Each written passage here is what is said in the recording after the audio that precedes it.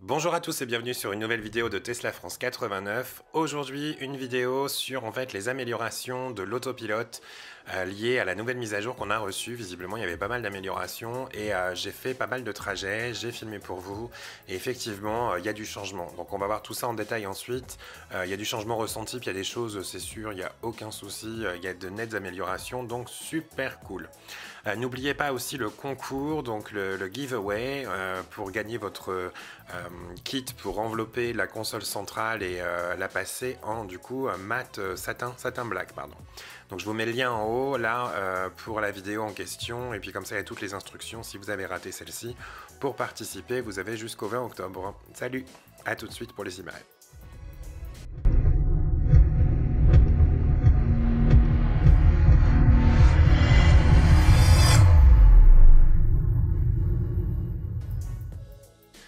Alors, premier cas, en fait, là je suis sur une route que j'emprunte très fréquemment et on va arriver, alors c'est limité à 80 km/h, on va arriver sur une zone où en fait il y a une voie au centre qui est créée pour pouvoir dépasser et du coup la vitesse passe à 90 et à ce moment-là en fait il y a une zone où il n'y a pas de pointillé entre les deux voies et la voiture elle a un peu de mal du coup à gérer, à savoir elle va un peu sur la gauche, voilà. Donc là vous voyez l'intersection et juste après l'intersection voilà on va avoir deux voies et là à ce moment-là on avait toujours un petit coup de volant, la voiture elle avait du mal et franchement là hyper net, nickel, elle n'a pas du tout bougé, elle est restée calée sur la voie de droite et là on a la fin du truc entre guillemets pardon et là par contre on a toujours pareil un petit moment où elle va se déporter à gauche parce qu'elle va se remettre sur la gauche mais déjà une nette amélioration, j'ai l'impression qu'en fait elle appréhende mieux du coup ce passage et là il n'y a pas eu de souci par rapport à ça, vraiment déjà des changements sachant que ouais voilà ce portion de route je le prends 5 fois par semaine pratiquement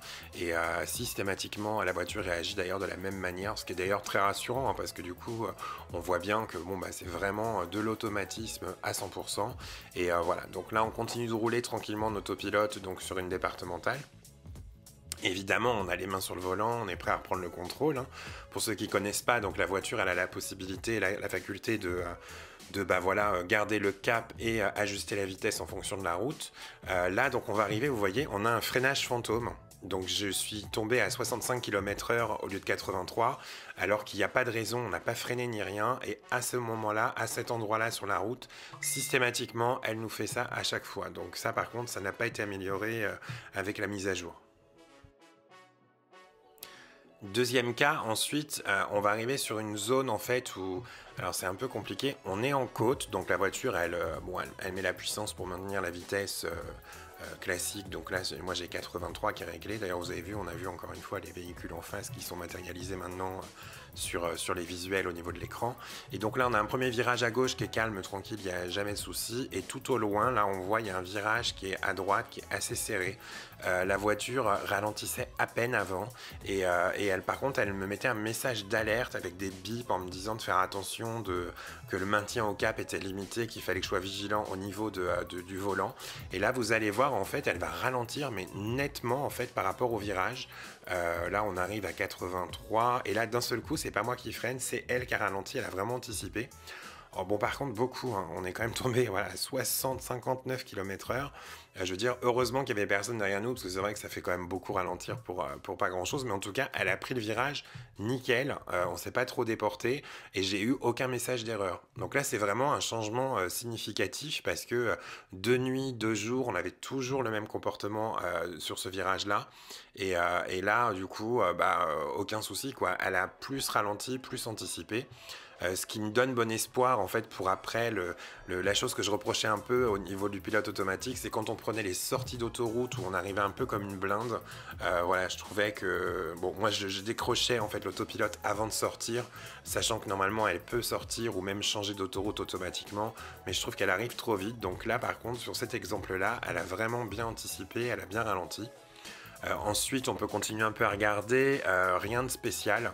On est vraiment resté, alors on a toujours les avertissements, vous voyez, elle clignote bleu là, parce qu'il faut mettre un petit coup de pression au niveau du volant pour lui montrer qu'on est toujours là.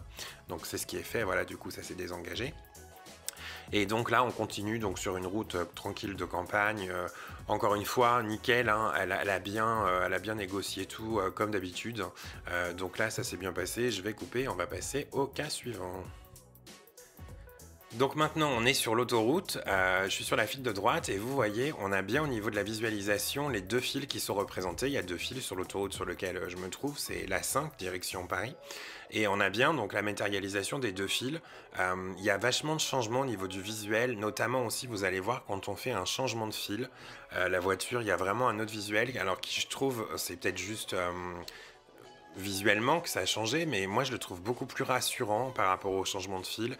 Et vous allez voir d'ailleurs le changement de fil, je l'ai trouvé vraiment beaucoup plus rapide en fait depuis qu'il y a eu la mise à jour. J'ai trouvé qu'elle prenait vraiment beaucoup moins de temps.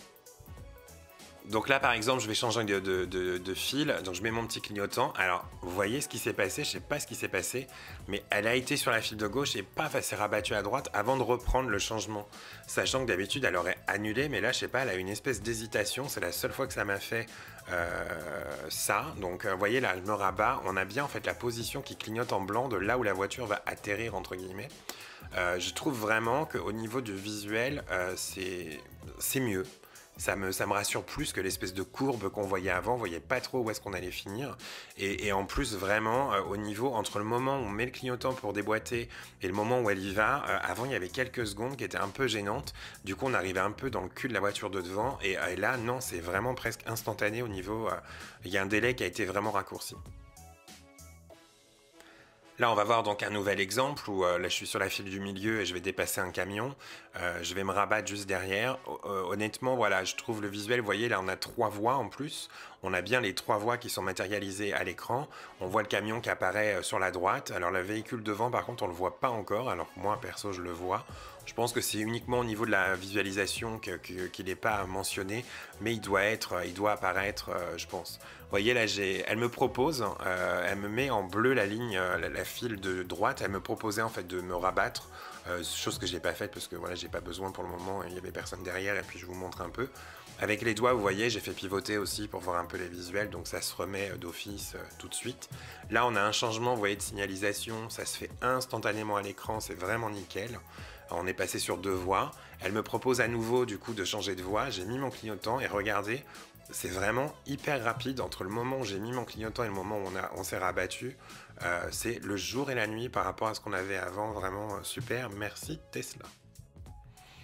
Et là, petite parenthèse, j'ai un petit message, vous voyez, un petit point d'exclamation orange en haut, et puis j'ai donc ça qui s'est affiché. J'ai un problème de pression dans le pneu arrière gauche. Bon, tout va bien, 2,7 bar au lieu de 2,8. Mais voilà, je voulais vous montrer un peu les messages qu'on a pour nous alerter. Donc, voilà, pression des pneus faibles, vérifier le pneu arrière gauche. Donc, c'est vraiment hyper précis. Et c'était pour vous montrer au passage. Et enfin, là, dernier test, je vais sortir de l'autoroute. Donc en principe, c'est la voiture qui le fait toute seule parce que j'ai l'option Full Self Driving. Ouais, là c'est rouge parce qu'on peut pas, il y a le camion. Mais juste après le camion, voilà, j'ai mis mon petit clignotant pour qu'elle se rabatte à droite. D'ailleurs, vous allez voir, je suis vraiment dans des conditions hyper sympas pour la voiture pour le test. Parce que je peux pas rouler à 130 comme je le fais. Le véhicule devant roule moins vite. Donc ma voiture a déjà ralenti, vous voyez, je me suis calé. D'ailleurs, je sais plus s'il tourne ou pas lui, mais en tout cas, on va vraiment beaucoup ralentir. On n'est même plus à 120 km/h, donc normalement, là, elle arrive à 130, elle est lancée, il n'y a pas de souci. Là, du coup, voilà, par rapport au véhicule qui est devant, je suis déjà ralenti, parce que si vous suivez mes vidéos, vous savez que j'aime pas trop en fait quand elle sort seule, parce qu'en fait, ça le fait pas trop. Je trouve qu'elle va beaucoup trop vite. Par exemple, vous sortez, il faut être à 50 ou à 70 sur la rampe. Bah, en fait, au panneau 70, là, elle va dire ah, faut que je sois à 70. Du coup, elle va baisser de 130 à 70, mais elle n'anticipe pas du tout la réduction de vitesse. Donc, je le faisais à la molette. Enfin bon, au bout d'un moment, je laisse tomber. Moi, je coupe l'autopilote et je le fais moi-même. Donc là, c'est pareil, vous voyez, à cause du véhicule avant, j'étais déjà ralenti. Donc là, elle a ralenti toute seule, mais là, j'ai un panneau 50 et je suis à 85 km/h. J'arrive comme une balle, donc je suis obligé de mettre un coup de volant et de désengager l'autopilote pour reprendre la main. Je vais vous faire un petit replay, mais pour moi c'est vraiment dangereux, on arrive beaucoup trop vite, sachant que je suivais quand même un véhicule qui se traînait entre guillemets. Alors je vais vous faire un petit ralenti parce qu'il y a quand même des choses intéressantes et je vais faire une pause. Donc vous voyez, je suis à 110. Normalement, s'il n'y avait pas eu le véhicule qui m'avait ralenti avant, je serais arrivé à 130 du coup sur la sortie. Elle ralentit quand même, hein, là c'est pas moi qui freine, donc vraiment on a une diminution de la vitesse. Pour elle, la vitesse est à 90 en fait. Du coup, elle va se mettre pour se caler comme ça. Et au panneau 50, je sais pas pourquoi, je vais vous montrer ça, je vais zoomer. Elle est toujours à 70, elle passe à 50, mais dans le rond bleu là, qui est la vitesse de l'autopilote, elle est à 80. Alors je sais pas pourquoi, malgré le panneau qui est à 50, elle est toujours, elle, en objectif 80. Donc c'est pour ça que j'ai été obligé de reprendre la main, parce que malgré que c'était limité à 50, elle bloquait quand même à 80, et du coup, elle ralentissait pas. Alors ça, j'ai pas compris pourquoi il n'y a pas eu d'ajustement. Je pense vraiment à un bug, mais voilà quoi. Donc je sais pas, vous, si vous avez eu déjà des exemples comme ça, je reprendrai de toute façon cette sortie, donc je retesterai et je refilmerai à nouveau. Mais vous, allez-y, hein, dites-moi en commentaire si effectivement vous utilisez tous les jours la sortie automatique, ou si comme moi vous êtes obligé de couper. Là vous voyez, le panneau il est encore à 50 sur l'écran et elle est à 70 en vitesse d'autopilote quoi. Elle se mettrait à 70. Donc il y a je comprends pas. C'est vraiment Est-ce que c'est sur toutes les sorties ou est-ce que c'est vraiment un exemple comme ça? Mais en tout cas, voilà, elle déconne un peu là. Voilà, donc c'est peut-être aussi un peu pour ça que je trouve qu'elle arrive un peu trop vite, parce que si en plus elle gère pas, elle respecte pas les vitesses. Limité, c'est un peu chaud.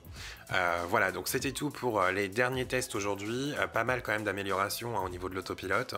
Donc super, le changement de fil qui était un peu fatigant parce que c'était un peu long et des fois ça mettait en danger parce qu'il y avait des voitures qui arrivaient derrière, et du coup le temps qu'on y aille, enfin bon, les gens, entre le temps où on met le clignotant et le temps où la voiture a changé de fil, ils devaient se dire bon c'est bon, il a changé d'avis, il va plus quoi. Bon, là maintenant on a moins de délai, donc c'est plus rassurant, et puis le visuel est sympa aussi. Voilà, j'espère que cette vidéo vous a plu. N'hésitez pas à lâcher un petit pouce bleu, puis surtout abonnez-vous. À bientôt, salut!